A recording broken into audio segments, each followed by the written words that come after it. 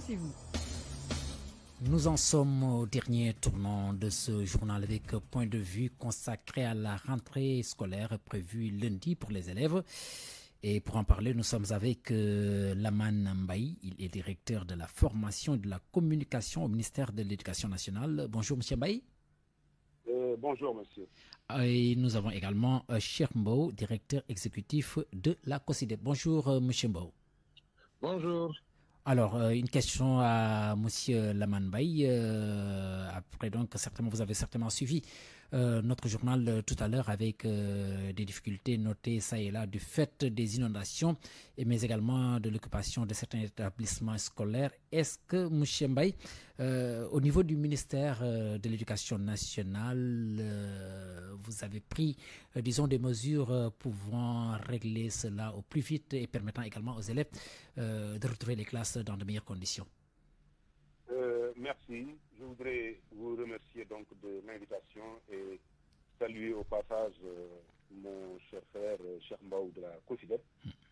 Je voudrais dire simplement que nous n'avons pas attendu les pluies, les inondations aujourd'hui pour réagir. Je voudrais rappeler simplement que le 12 septembre, nous avons eu à tenir une réunion préparatoire élargie du Conseil interministériel, pour la préparation du Conseil interministériel. Oui. Et le 19 septembre, un conseil ministériel présidé par M. le Premier ministre Ousmane Sonko a été organisé en vue de la préparation de la rentrée scolaire 2024-2025.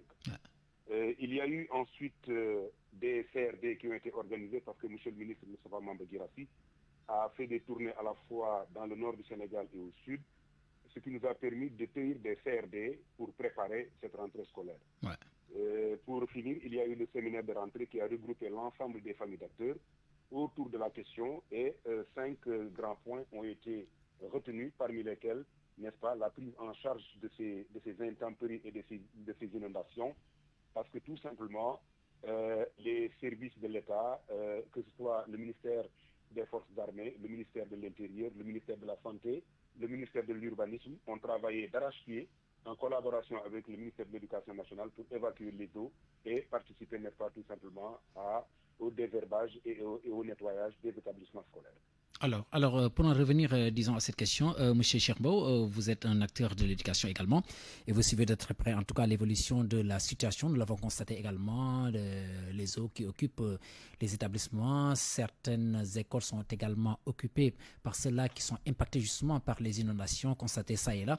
À votre avis, quelle devrait être l'attitude qu'il faut avoir afin, en tout cas, de juguler cette difficulté qui se profile à l'horizon? Merci beaucoup. Peut-être en profiter pour saluer mon ami et frère Lamane du DFC. Souhaiter une excellente année scolaire aux élèves, aux enseignants et aux parents. Avoir aussi une pensée pour les enfants hors école.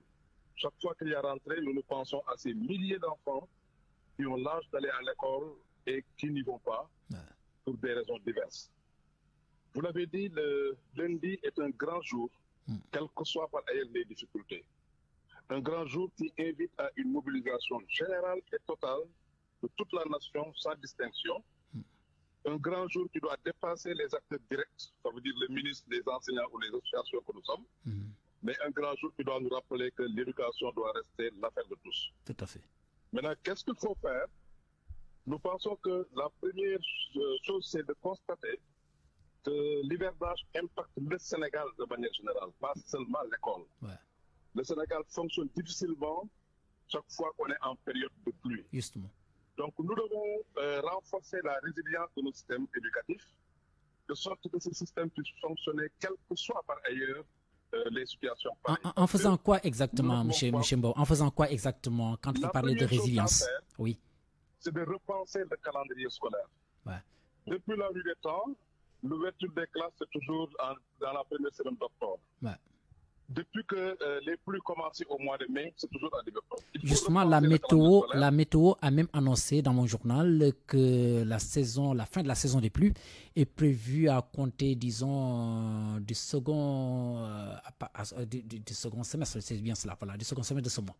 Alors que ce ne fut pas le cas. Avant, l'hivernage, c'était mai-septembre. Oui, avec les effets de dérèglement climatique. Je voulais donc inviter les autorités, je l'ai dit à y réfléchir. Du séminaire de rentrée, à faire en sorte que le calendrier scolaire puisse être revu sur la base du changement climatique que nous sommes en train de vivre. Un, deux, ce qu'il faut faire, c'est que nous connaissons le statut de chaque école. Les écoles qui sont inondées sont presque les mêmes sur les 3 dernières années. Donc nous devons être dans une posture anticipatoire pour évidemment aller même dans le sens de décaler leur ouverture et de pouvoir rattraper le temps perdu durant les autres fêtes ou vacances de congé. C'est ça, être aussi réaliste, ouvrir les yeux sur cette réalité. Mais nous pensons qu'il y a des aspects sur lesquels les communautés peuvent elles-mêmes apporter des solutions. Des solutions, ouais. Quand ça n'arrive pas à un certain niveau de complexité, il s'agit d'avoir une forte mobilisation des communautés autour de leur école, qu'on ait un autre rapport avec les lieux publics. C'est ça qui nous permettrait évidemment de pouvoir adresser cette question à des échelles qui sont encore en possession des communautés. Voilà, pour en revenir... Les questions complexes, comme j'ai dit, méritent en tout cas un dispositif qui rende nos écoles plus résilientes, mais ensuite une exigence de réviser le calendrier scolaire sur la base du changement climatique. Alors, Michel Laman-Mbaye, pour en revenir aux difficultés, on a également évoqué ce déficit d'enseignants. On l'a vu, en tout cas, on l'a entendu et même les autorités l'ont confirmé. Alors, comment comptez-vous véritablement régler ce problème? Parce qu'on ne peut pas parler d'école sans enseignants.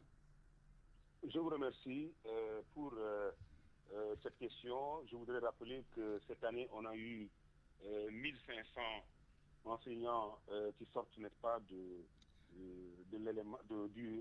préscolaire et de l'élémentaire au niveau des CRFPE. Nous avons 501 qui sortent donc de la FACEF avec le moyen secondaire. Et rapporté aux besoins, vous avez raison, on a eu un gap.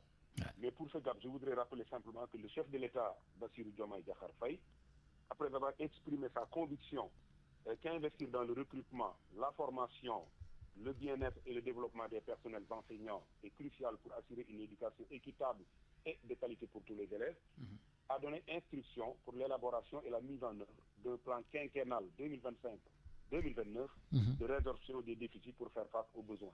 Et ces déficits de cette année sont partis.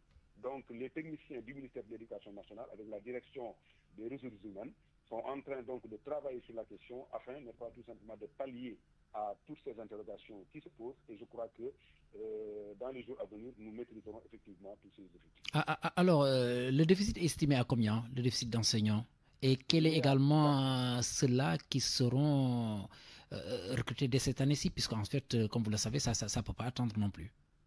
Nous sommes à 4527 agents, dont 2812 pour le préscolaire élémentaire et 1715 pour le moyen secondaire général. Mais comme je vous ai dit, au niveau du ministère de l'Éducation nationale, on est en train de s'affairer autour de la question et on est en train donc d'étudier véritablement toutes ces questions sérieuses pour pouvoir sortir, n'est-ce pas, avec véritablement quelque chose qui pourra régler définitivement cette question qui sera derrière nous. Alors, M. Cheikh Mbow, une dernière question qui nous permettra véritablement de fermer, puisque là, le temps qui nous est imparti est pratiquement terminé. C'est aussi cette difficulté notée avec les abris provisoires. Au niveau de la COSIDEP, quelles sont les démarches qui sont entreprises pour permettre de résorber, disons, ce problème également? Mais écoute, au niveau de COSIDEP, nous avons juste un rôle de plaidoyer.